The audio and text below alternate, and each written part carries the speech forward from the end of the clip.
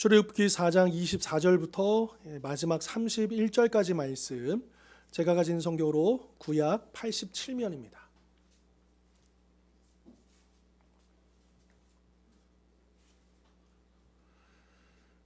(4장 24절로 31절까지) 말씀 이제 한 절씩 저와 함께 교독하시겠습니다.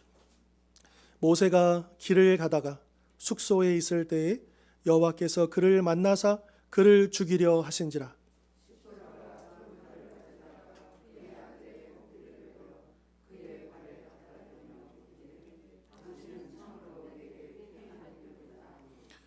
여호와께서 그를 놓아 주시니라. 그때에 십보라가 피 남편이라 함은 할례 때문이었더라.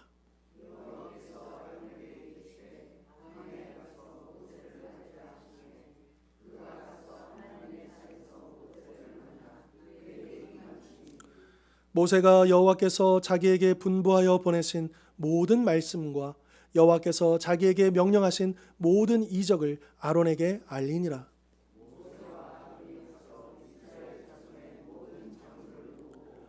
아론이 여호와께서 모세에게 이르신 모든 말씀을 전하고 그 백성 앞에서 이적을 행하니 여호와께서 이스라엘 자손을 찾으시고 그들의 고난을 살피셨다 함을 듣고 머리 숙여 경배하였더라.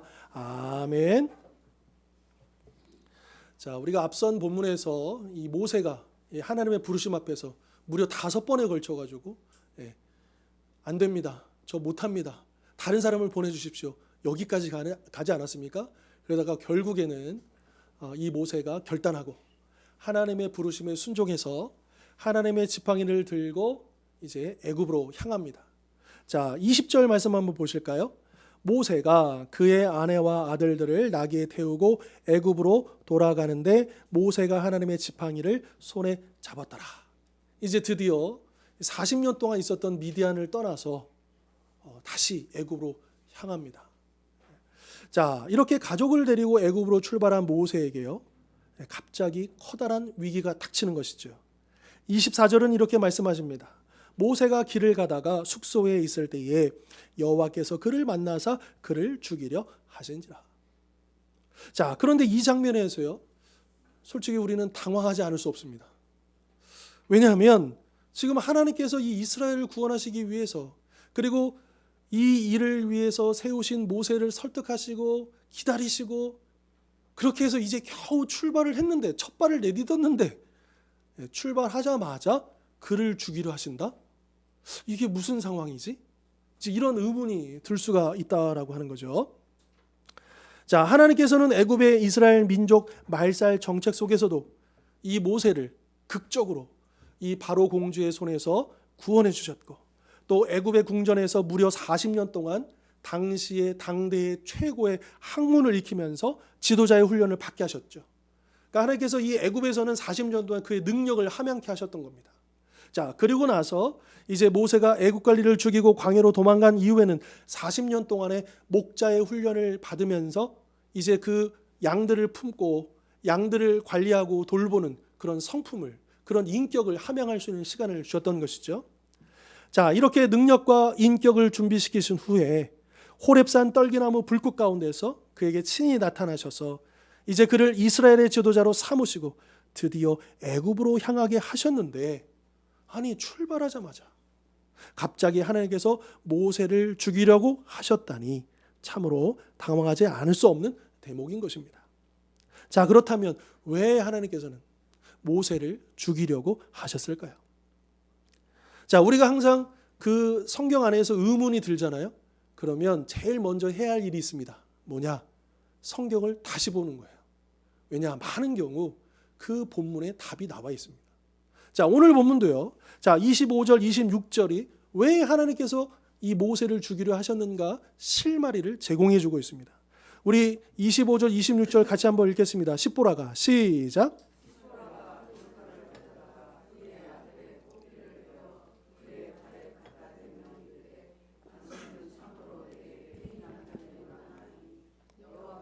그를 놓아 주시니라. 그때 십보라가 피 남편이라 함은 할례 때문에. 무엇 때문에 죽이려 하셨다고요? 할례 때문이었더라. 자, 일단 모세가 할례를 받은 건 아닐 거예요. 안 받았던 건 아닐 거예요. 모세의 문제는 아니에요. 그럼 누가 할례를 안 받았을까요? 네. 여기 우리 방금 읽었던 것처럼 그의 아들. 자, 그런데 이 한글 성경도 그렇고 원문 성경도 그렇고 그 아들이 아들 2명이잖아요. 그런데 아들이라고 되어 있습니다. 단수로 되어 있습니다. 그래서 대부분의 성경학자는 첫째 아들이 아니라 둘째 아들 엘리에셀일 것이다. 이렇게 보고요.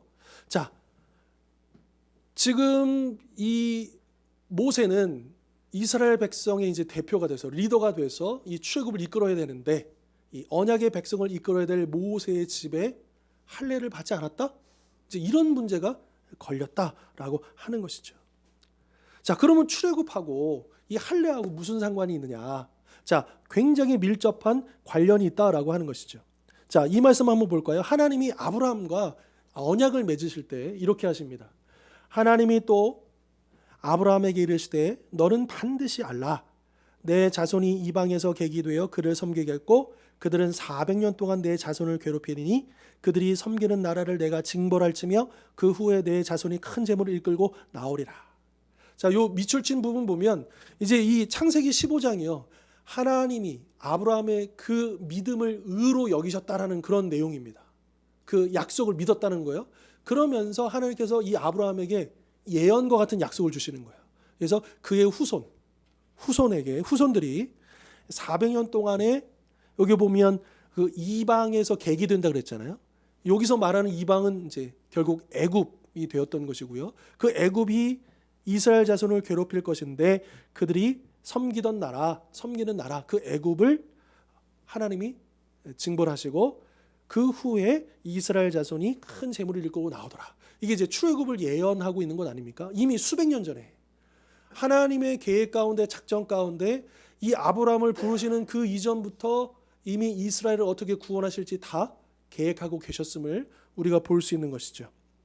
그러니까 이스라엘의 출애굽은 단지 어떤 대단한 사건이 아니라 이 아브라함과 맺으신 언약하고 아주 밀접하게 관계돼요. 그러니까 하나님이 아브라함에 약속하신 것을 성취하시는 그런 사건이다라고 하는 것이죠. 따라서 이스라엘 백성은 언약 백성으로서 즉 아브라함의 계보를 이어가는 이 하나님의 백성으로서 마땅히 할례를 행하지 않으면 안 되었다라고 하는 것이죠. 왜냐? 아브라함 때부터 이제 할례를 시작하는데요. 자, 17장에 가보면 하나님이 또 아브라함에게 이르시되 그런즉 너는 내 언약을 지키고 내 후손도 대대로 지키라. 자, 이거를 이제 표징으로 삼아서 증거로 삼아서 뭘 행하냐? 너희 중 남자는 다 할례를 받으라. 이것이 나와 너희와 너희 후손 사이에 지킬 내 언약이니라. 그러니까 이 할례는 단지 어떤 의식이 아니라 문화가 아니라 하나님과 약속을 인치는 약속의 표징이라는 거예요. 사인이라는 거예요. 신호라는 거예요. 그래서 이 할례는 굉장히 중요했다라고 하는 것이죠. 자, 이렇게 이스라엘 백성들은 다 하나님의 언약 백성임을 표징하는 그 사인으로서 할례를 다 받았는데 이 이스라엘 백성을 이끌어야 할 모세가 자신의 아들에게 할례를 행하지 않았다? 이것은 지도자로서의 자격에도 아주 심각한 흠결이 될 수밖에 없었다라고 하는 거죠. 자, 그러면 여기서 또 하나의 질문입니다. 그러면 왜 모세는 자신의 아들에게 할례를 행하지 않았을까요? 그 이유가 무엇일까요? 네. 자, 일단은 오늘 본문을 아무리 읽어봐도 직접적인 답이 나오기는 좀 힘듭니다. 그러나 간접적으로 여러분 이 할례를 모세가 행했습니까? 아내 십보라가 행했습니까? 아내가 행했죠. 이거는 좀 의미가 있는 겁니다. 이 할례는요 오늘날에도 지금 현재에도 이스라엘에서는 정통 유대인들, 그러니까 여러분들 우리가 생각할 땐 이스라엘에 있는 모든 유대인들이 다 그런 정통 유대인이라고 생각하기 쉽잖아요. 그렇지 않습니다. 이 유대인 이스라엘 안에서 살고 있는 그 유대인들 중에서도요 소수만이 정통 유대인이에요. 지금도 철저하게 그 율법을 아주 잘 지키는 유대인들은 소수예요. 대부분은 그냥 좀 세속적인 유대인이라고 해야 될까요? 그렇고요. 그런데 이 정통 유대인들은 지금도 이렇게 할례를 똑같이 합니다. 그래서 이 할례를 하실 때 물론 이제 유대인들은 세속 유대인들도요 할례를 하긴 해요. 근데 대부분 다 병원에서 하죠. 태어나자마자 의사를 통해서. 그런데 정통 유대인들은 병원에서 하지 않고 집에서 합니다. 그래서 의학적인 지식이 있는 보통 랍비라든지 어떤 그런 분을 모셔다 놓고 그래서 가족과 이 아이의 대부가 되는 사람과 이렇게 모여서 하나의 축제처럼 그 가정 안에서 사실은 마취하지 않고 한다 그래요. 근데 이제 이거를 하는 물론 그런 키트 같은 게 다 있대요. 그래서 이제 그 피부를 잘라내야 되기 때문에 피가 흐르고 지혈도 해야 되고 뭔지 그런 각종 준비된 그것들을 다 구비하고 경험이 많은 그런 이제 랍비와 같은 의학적인 지식이 있는 사람이 이거를 이제 시행을 하고요. 그리고 이제 그 가까이에 있는 이 아이를 축복해주고 또 후원할 그 가족들과 함께 이 이제 할례를 행한다 하더라고요. 그런데 이걸 할 때 누가 하느냐?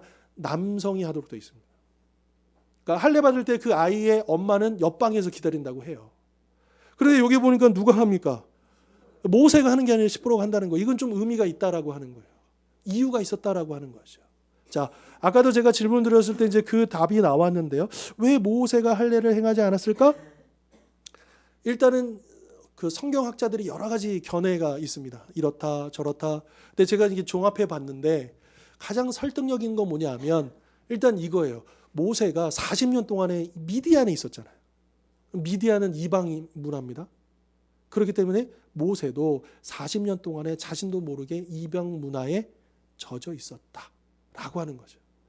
그리고 결정적으로 그의 아내가 십보라는 미디안 사람이잖아요. 유대인이 아니죠. 그러니까 당연히 이 아내자 엄마인 십보라는 이 유대인의 할례를 행하기를 원했을까요?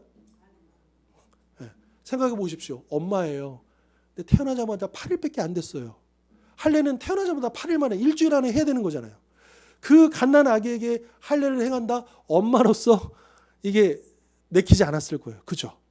더군다나 이방인으로서 더군다나 이걸 이해하기 참 어려웠을 거예요. 자, 참고로 우리가 알아야 할 사실은 뭐냐? 할례는요, 유대인만 하는 게 아닙니다. 유대인은 그 민족을 올라가면 셈족이라고 해서 그 노아의 세 아들 중에 셈이 있잖아요. 그 셈의 혈통, 그 셈의 그 후손들이 이 할례를 행한다고 해요. 물론 이제 아수르나 그 바벨론 그 민족들을 제외하고는 다 행하는데 차이점이 뭐냐? 그들이 할례를 행하는 게 뭐냐면 지금도 그런 풍속들이 남아있는 민족들이 있는데 그 할례는 언제 행하느냐면 성인 의식 때 하는 거예요. 성인 의식 때. 그런데 이 유대인의 할례는 성인 의식으로 하는 게 아니고 어떤 문화로 하는 게 아니라 아까도 언급했지만 하나님의 약속을 받아들이는 의미로 이 할례를 행하는 거예요. 뭐 이게 의학적으로 또 뭐 몸의 더 건강을 위해서 하는 것도 아니고 또 어떤 단지 어떤 성인 의식의 문화로서 행하는 게 아니고 하나님의 약속을 내가 이어받는다라는 그 상징으로 이 할례를 행한다. 이런 차이점이 있다라고 하는 거죠. 그러니까 아마도 그의 그 모세의 첫째 아들은 모르겠지만 둘째 아들 같은 경우는 아마 성인 의식을 행하기 전이었을 가능성이 있고요. 그러니까 할례를 행한 것으로 봐서요. 그러니까 아마도 이 십보라가 할례를 행했다면 성인 의식 때 하는 거에 대해서는 열려 있었을 거예요. 하지만 이 갓 태어난 아이, 8일째 되는 이 아이에게 할례를 행하는 것을 아마도 십보라가 거부했을, 반대했을 또 가능성이 굉장히 높아 보인다라고 하는 것이죠. 자, 그런데 이 일 때문에 지금 자기 남편이 죽게 됐잖아요. 십보라의 마음이 어땠을까요? 아무리 자기 민족, 문화, 전통, 자기의 경험, 자기 기준이 높더라도 자기 남편이 죽는데 내려놔야죠. 포기해야죠. 그래서 이 남편이 죽을 위기에 처하자 십보라가 적극적으로 나서게 되는 겁니다. 그러면서 신속하게 그 둘째 아들에게 할례를 행한 후에 이제 남편의 목숨을 구했다는 그 안도감 속에서 당신은 참으로 내게 피남편이로다. 이렇게 이야기하고 있는 것이죠. 자, 그러자 하나님께서 26절에서 모세를 놓아주십니다. 자, 아무리 이스라엘의 지도자로 택함을 받은 모세일지라도 하나님의 언약을 지키지 않고서는 하나님 앞에서 생명을 보존할 수 없었던 것입니다. 자, 참고로 이 25절에 보면 그 십보라가 아들의 포피를 포스킨이잖아요. 그 피부 쌓여 있는 그 피부를 잘라낸 거잖아요. 근데 이 칼로 베어라고 이렇게 한글은 번역하고 있는데요. 참 흥미롭게도 이 칼로 자르다 칼로 베다라고 하는 이 히브리어가요, 두 가지 의미가 있어요. 하나는 이렇게 자르다는 거고요. 하나가 뭐냐? 언약을 맺는다는 거예요. 그러니까 여기서 뭘 얘기해주고 있느냐? 이 십보라가 드디어 그냥 포피만 할례만 행한 게 아니고 십보라도 하나님의 백성으로 하나님과 언약을 맺었다. 이 할례를 행함으로 십보라도 하나님을 인격적으로 받아들이게 되었다라고 하는 것입니다. 그러니까 이렇게 이해해 보시면 어떨까요? 남편은 믿는 남편이에요. 근데 아내는 안 믿어요. 그러다가 어떤 위기와 어려움 속에서 결국은 이 아내도 자기의 그 모든 것들을 내려놓고 남편과 함께 가족과 함께 예수님 믿기로 그렇게 결단하는 그런 장면과 같은 내용이 바로 이 십보라가 자기 아들에게 할례를 행하는 장면이다. 이렇게 이해하셔도 좋을 것 같습니다. 아마도 이 사건을 통해서 모세 자신도 모세도요 생각하지 못했을 거예요. 그리고 자신이 지금 위대한 사명 앞에 아주 큰 일을 앞두고서 이거는 좀 그렇게 큰 문제가 아닐 거라고 생각했을지도 모르겠어요. 그리고 또한 십보라도 하나님과의 언약을 지키는 것이 얼마나 중요한가. 아마 모세가 말했을 거예요. 그러나 귀담아 듣지 않았겠죠. 그런데 이게 현실적으로 자기 남편이 죽음 앞에 이르게 되자 이게 하나님의 언약을 지키는 것이 생명과 관련되어 있구나. 여러분 만약에 오늘도 물론 그렇게 되면 우리가 어떨지 모르겠는데 만약에 우리가 아주 사소한 것일지라도 하나님 말씀대로 순종하지 않으면 막 벼락이 떨어지고 막 죽을 것 같다 그러면 우리 어떻게 살까요? 늘 깨어 있겠지만 너무 힘들 것 같아요. 그것도 그렇죠. 늘 그냥 즉시로 우리가 조금만 잘못해도 즉시로 막 뭔가 일어나고 막 차 사고가 일어나고 막 이러면 깨어 있긴 하겠지만 너무 힘들겠죠. 정말 감당할 수 없을 것 같은 그런 긴장감일 거예요. 그러니까 그러지 않다 보니까 이게 하나님의 말씀대로 순종하는 게 얼마나 중요하고 이게 우리의 생명과 관련되어 있다는 것을 놓치기가 쉽다라고 하는 거죠. 모세는 그동안 자신도 모른 채 이방 문화에 젖어 있었던 것을 돌이킬 수 있는 계기가 되었을 것입니다. 그리고 십보라는 여호와 하나님을 진심으로 받아들이는 계기가 되었을 것이죠. 자, 이렇게 이 할례 사건을 통해서 우리가 깨달을 수 있는 이 두 가지 사실이 있는데 첫째는 무엇이냐? 하나님과의 올바른 관계를 유지하기 위해서는 나에게 주어진 지극히 작은 의무도 소홀히 하지 말아야 한다라고 하는 것입니다. 앞서 언급했듯이 유대인에게 있어서 할례는 하나님께서 언약 백성의 표징으로 명령한 것입니다. 그래서 어떤 경우에도 반드시 지켜야만은 했다라고 하는 거죠. 기본 중에 기본입니다. 그런데 어쩌면 모세는 이스라엘의 출애굽이라는 큰 일을 앞두고 이 아들에게 할례를 행하는 것은 지극히 그런 개인적인 거 그렇게 대수롭지 않게 여겼을지도 모른다라고 하는 거죠.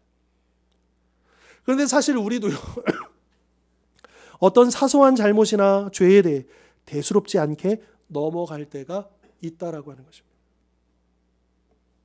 하지만 기억할 것은 죄는 그것이 아무리 작은 것이라 할지라도 결국에는 그 죄를 범한 사람을 무너뜨릴 수 있을 만큼 강력한 힘을 가지고 있다라고 하는 거죠. 지금 당장 벼락이 내리지 않고 지금 당장 그 죄에 대한 어떤 징계가 내리지 않아서 그냥 넘어가는가 보다라고 생각하기 쉽지만 아무리 사소한 죄일지라도 그냥 넘어갈 수가 없다라고 하는 거죠. 또한 대부분의 사람들은요 처음부터 큰 죄를 짓는 게 아닙니다. 처음에는 대수롭지도 않게 여기던 그런 작은 죄를 짓고 그것을 반복하다 보면 결국에는 그 죄에 대해서 무뎌지고 둔감해지고 결국에는 더 큰 죄로 이어져 갈 수밖에 없다라고 하는 것이죠. 물론 우리의 모든 죄는 예수님의 보혈로 이미 용서받았습니다. 우리가 이미 지은 죄, 지금 짓고 있는 죄, 앞으로 지을 죄까지 다 예수님의 보혈로 용서받았습니다. 이것이 우리의 믿음이죠. 하지만 죄에 대해 민감하지 못하고 그것을 회개하여 돌이키지 않는다면 우리는 여전히 하나님의 백성이라고 그렇게 생각하겠지만 그러나 하나님과의 관계가 점점 소원해지고 멀어질 수밖에 없다라고 하는 것입니다. 그러니까 여러분, 하나님과 우리 사이를 가로막은 것은 딱 하나예요. 무엇이냐? 죄입니다. 그러니까 하나님과 이게 소통하지 못하면, 들어보셨죠? 하나님과 소통하지 못하고 불통하면 우리는 결국 고통스러울 수밖에 없다라고 하는 거예요. 여러분, 우리 혈관이 막힌다고 생각해 보십시오. 어떻게 됩니까? 이게 점점 혈관이 점점 노폐물이 쌓이고 점점 쌓여가지고 결국 딱 막힌다. 큰일 나잖아요. 평상시에 몰라요. 이게 아주 서서히 그러거든요. 혈관이 점점 좁아지는 게 그냥 단지 노화의 결과일 수도 있겠지만, 그러나 우리가 몸에 안 좋은 것들, 입에 좋은 것만 마구마구 그렇게 음식을 섭취하다 보면 우리 몸 안에 노폐물들이 쌓이게 되잖아요. 근데 처음에는 별일이 없어요. 근데 이게 서서히 근데 어느 순간 되면 어떻습니까? 그게 쌓이고 쌓여서 어느 순간 그래서 쓰러지는 거 아닙니까? 여러분, 죄가 그렇다라고 하는 것입니다. 하나님과 우리 앞에서 지금 내가 이걸 졌다고 해서 당장 뭐가 일어나는 게 아닙니다. 여러분, 다윗을 보십시오. 그 엄청난 죄악을 저질렀잖아요. 밧세바를 범할 뿐만 아니라 그의 남편 우리아까지 살해했죠. 그가 죽인 거예요. 그렇다고 해서 이 다윗이 당장 하나님의 징계를 받았습니까? 아닙니다. 하나님 1년을 기다리셔요. 그 밧세바 다윗 사회에 그 아이가 태어날 때까지 하나님이 1년을 기다리십니다. 근데 그 1년 동안 다윗이 회개를 하지 않죠. 돌이키지 않죠. 그래서 결국 하나님이 나단 선지자를 보내셔서 그 죄를 드러내시죠. 그때가 온다라고 하는 거예요. 지금은 참 이렇게 덮어두고 지금은 그냥 넘어가고 바쁘니까 정신 없으니까 더 중요한 일이 있으니까 그래서 막 이렇게 넘어가는 것들이 나중에 고스란히 다 드러나게 되어 있다라고 하는 거죠. 이것이 바로 구원받은 후에도 우리가 죄를 짓는, 이미 용서받았지만 그럼에도 불구하고 우리가 반드시 회개해야 하는 이유인 것이죠. 물론 이 회개를 우리가 구분할 필요는 있습니다. 우리가 구원받기 전에 회개하는 것은 무엇을 위해서냐? 구원을 얻기 위함입니다. 이거는 한 번이면 족한 거예요. 평생 한 번이에요. 우리가 예수님을 영접하고 예수님의 이름으로 모든 죄를 용서받았다는 걸 우리가 그 은혜를 받아들이는 그 회개, 큰 회개 딱 한 번만 하는 거죠. 그러나 우리가 구원받은 다음에도 회개를 해야 될까요? 말아야 될까요? 해야 합니다. 계속 해야 합니다. 그런데 이 회개는 작은 회개라고 하는데 이 작은 회개는 또 구원받기 위해서 하는 게 아닙니다. 왜 자꾸 회개해야 되느냐? 하나님과 우리 사이에 막힘이 없어야 되기 때문에.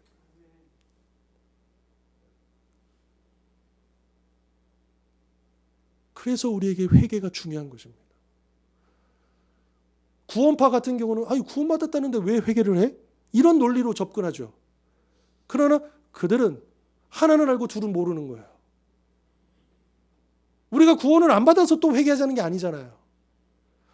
하나님과 우리 사이에는 인격적인 관계가 맺어져 있어요.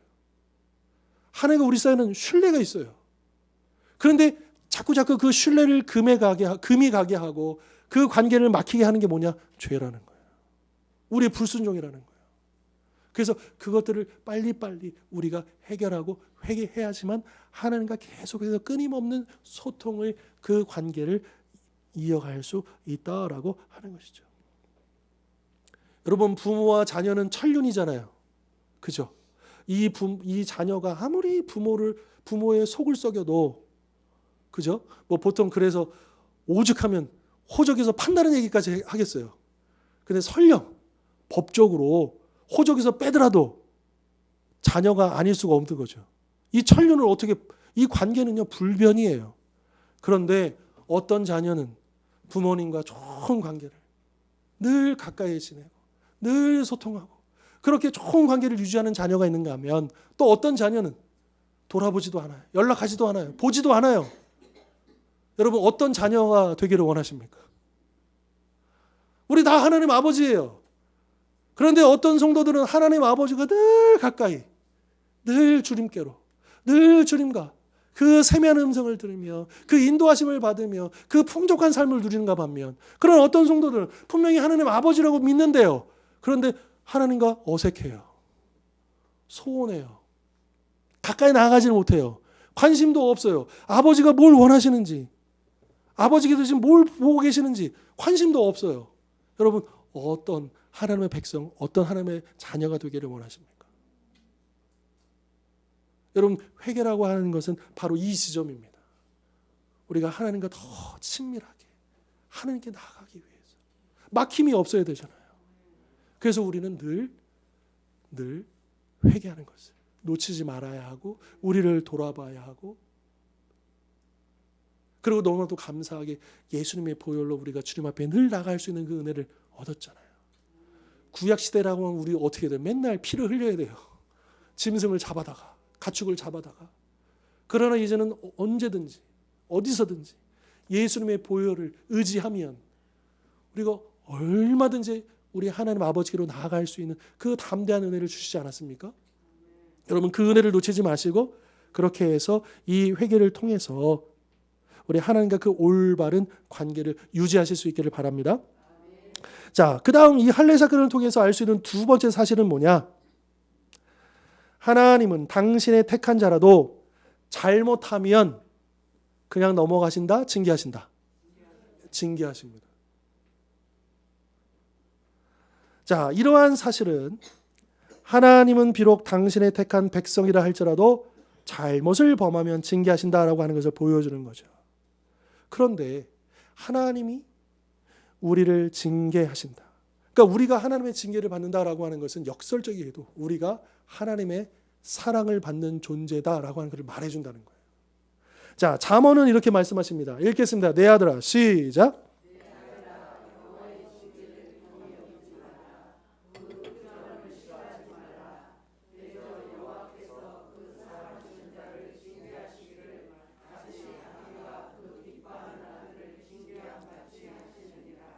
아멘. 여기 인용하지는 않았지만 히브리서에서도요 징계에 대해서 얘기하면서 징계가 없는 아들은 사생자라고 해요. 여러분 옆집 아저씨가 옆집에 있는 아이를 혼낼 리가 없습니다. 누가 혼내는 거예요? 아버지가요. 왜요? 올바른 길로 가기를 원하니까. 사랑하니까. 만약에 이 아들이 어느 길로 가든 상관이 없어, 관심도 없어, 징계할 이유가 있습니까? 그래서 부모로서 제일 무서운 말 중에 하나가 뭐냐? 우리 교회학교 친구들 잘 들으십시오. 네 맘대로 해. 너 원하는 대로 해. 이게 마지막 말이에요. 아무리 혼내고 아무리 설득하고 아무리 달래고 아무리 해도 듣지 않는다? 물론 하나님은 그렇게 하시지 않지만 우리 인간으로서의 부모는 한계가 있어서 아무리 훈계를 해도 듣지 않으면 그런 말을 하기도 하죠. 그럼 여러분 정말 하나님께서 나를 포기하신다? 나를 그냥 어느 길로 가든 상관하지 않으신다? 이게 정말 무서운 말씀입니다. 근데 그래도 포기하지 않고 매를 들어가지고 어떻게든 돌이키려고 한다? 아직 회개할 수 있는 기회가 있는 거죠. 하나님이 나를 포기하지 않는 거죠. 그러니까 내가 징계를 받는다라고 하는 것은 감사할 일입니다. 여러분 나중에 보겠지만 출애굽 이때에 10가지 재앙이 일어날 때 하나님께서 이 바로를 심판하기로 작정하셨기 때문에 그를 완악하게 하십니다. 완악하게 하다는 말은 그 원문을 그대로 풀어보면 뭐냐? 그냥 그대로 놔두신다는 거예요. 이 바로의 악한 심성 그대로 하도록 그 전에는 그래도 좀 하나님 원하시는 대로 선한 대로 갈 수 있도록 좀 이렇게 징계도 하시고 바로 잡으셨는데 이제 더 이상 그 심판의 때가 이럴 때까지 그 마음을 고쳐먹지 않으니까 이제 하나님께서 심판을 작정하시고 그의 마음을 완악하게 하셨다. 그의 마음을 그대로 놔두셨다. 그를 그대로 놔두니까 어떻게 됩니까? 계속해서 그 징계 가운데 모든 걸 다 잃어버리죠. 결국엔 자신의 장자까지 잃어버리게 되죠. 이처럼 하나님은 자기 백성이 잘못을 범하고도 회개하여 바른 길로 가지 아니하면 응분의 징계를 하신다. 왜냐하면 하나님께서 공의로우실 뿐만 아니라 당신의 백성을 너무나도 사랑하시기 때문입니다. 만약 하나님께서 자기 백성의 잘못을 보고도 못 본 척 하신다면 어떻게 하나님께서 우리를 사랑하시는 아버지라 말할 수 있겠습니까? 이 세상의 어느 부모가 자기 자녀를 사랑한다고 해서 무조건 자녀가 원하는 것, 그래서 그냥 무제한적으로 무조건 예스만 해줄 수 있겠습니까? 때로는 정말 사랑하기 때문에 힘들게 모질게 마음 먹고 사랑의 매를 들어야 할 때도 있지 않겠습니까? 하나님께서는 당신의 사랑하는 자녀들에게 언제나 가장 좋은 것을 주시길 원하십니다. 그런데 우리에게 가장 좋은 것을 주시기 위해서는 때로는 그 징계의 매를 드셔야 할 때가 있다라고 하는 것을 우리의 경험을 통해서도 너무나도 잘 알고 있지 않습니까? 따라서 우리 성도들은 물론 하나님께 하나님 우리에게 은혜를 주십시오. 우리에게 복을 주십시오. 형통하게 해주십시오. 우리가 그렇게도 구하겠지만 동시에 어떻게도 구해야 되느냐? 하나님 그 징계를 주실 때라도 그것을 달게 받고 또 그것을 통해서 나를 사랑하시는 하나님께 감사할 수 있는 믿음도 주십시오. 그래서 회개하고 돌이킬 수 있는 그런 믿음도 나에게 주십시오. 그렇게 우리가 구해야 할 거죠. 내가 원하는 거 다 주십시오. 그렇게만 구하는 자녀는 아직 어린 자녀예요. 성숙하지 못한 자녀예요. 그러나 성장한 자녀는 왜 아버지가 매를 드시는지 아는 거죠. 그 매가 아프지만 그 순간은 섭섭하지만 그러나 그 의미를 알기 때문에 그 의도를 알기 때문에 나를 돌이켜야 되겠구나 이렇게 생각해야 한다라고 하는 것입니다. 자, 이렇게 할례를 마치고 그 죽음 위기에서 벗어난 이후에 이제 드디어 이 애굽으로 다시 발걸음을 옮깁니다. 자, 이어지는 그 27절 이하를 보면요. 그 앞서 3장부터 쭉 하나님과 모세 사이의 대화가 어떻게 성취되고 있는가. 다시 말해서 하나님의 말씀이 그대로 성취되는 것을 보여주고 있어요. 앞서 14절에서요. 하나님이 모세가 저는 말할 줄 모릅니다. 그랬더니 뭐라고 하십니까? 너 말 잘하는 형 아론이 있지 않느냐. 내가 그를 세웠다라고 말씀하시잖아요. 그가 너를 보러 올 것이라고 말씀하시잖아요. 자, 27절 보시면 하나님의 명령을 받은 아론이 광야로 가서 모세를 맞이합니다. 또 앞서 15절에서 하나님이 모세로 하여금 아론에게 당신의 명령과 할 말을 주라 이렇게 말씀하셨는데요. 28절을 보시면 모세가 아론에게 하나님이 자기에게 분부하신 모든 말씀, 명령하신 모든 이적을 보여주고 알려줍니다. 그대로 이루어지고 있죠. 그리고 16절에서 하나님이 아론이 모세의 입을 대신하고 모세는 아론에게 하나님같이 될 것이다 이렇게 말씀하셨는데요. 29절 30절을 보시면 그 말씀대로 이제 아론이 모세를 대신해서 백성에게 말하고 또 그 백성 앞에서 이적을 행하는. 그러면 이 이적은 모세가 행하는 게 아니에요. 하나님이 모세를 통해서 아론에게 그거를 하라고 하시고 아론이 그 말씀을 명령을 받들어서 행하는 거예요.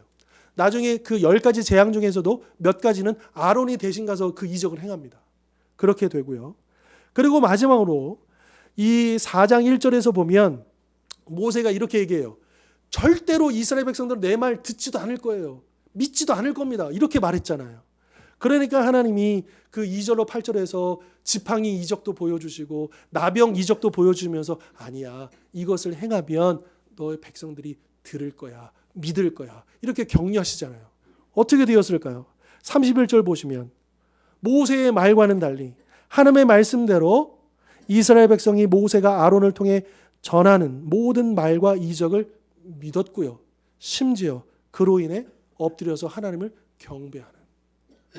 모세는 안 된다고 했어요. 안 믿을 거라고 했어요. 안 들을 거라고 했어요. 그러나 하나님은 들을 거라고 했습니다. 믿을 거라고 했습니다. 누구 말대로 됐죠? 하나님 말씀대로 되었다라고. 이처럼 하나님의 말씀은 반드시 이루어집니다. 우리가 판단하기에 안 될 것처럼 보이는 것마저도 하나님의 말씀은 반드시 이루어집니다. 따라서 우리 성도들은 하나님의 말씀을 굳게 붙잡고 그 말씀에 순종함으로써, 때로 이해가 안 돼요. 왜 내가 이렇게 해야 되지? 이해가 안 될 수도 있어요. 그러나 말씀에 순종함으로써 당신의 말씀을 이루어 가시는 하나님의 역사를 경험할 수 있어야 할 것입니다. 여러분, 순종하는 사람만이 하나님의 은혜를 맛볼 수 있어요. 여러분, 기도하는 사람만이 응답을 받을 수 있어요. 그러니까 하나님이 원하신 대로 하는 게. 그러니까 부모님 말씀 잘 들으면 자다가도 자다가도 떡을 먹다니 웬 은혜입니까? 여러분, 그 은혜가 어디서 오르냐? 하나님 말씀에 순종할 때 오르는 거예요. 이해가 안 되고 싫고 어려울지라도 하나님 말씀에 순종하면 그 은혜를 주실 줄 믿는 그 믿음으로 우리 교회학교 우리 친구들, 또 우리 모든 우리 성도님들 또 그런 하나님의 역사를 경험하실 수 있기를 바랍니다. 오늘 주신 이 말씀들처럼 아주 사소한 것일지라도 말씀에서 벗어난 죄를 방치하지 않고 즉시로 회개하고 돌이킴으로써 하나님과의 친밀한 관계를 늘 유지하고 그 안에서 하나님의 말씀에 온전히 순종하여 당신의 말씀을 이루어 가시는 하나님의 역사를 직접 날마다 목도하며 경험하는 우리 모든 성도님들 되실 수 있기를 주님의 이름으로 축원합니다. 기도하겠습니다.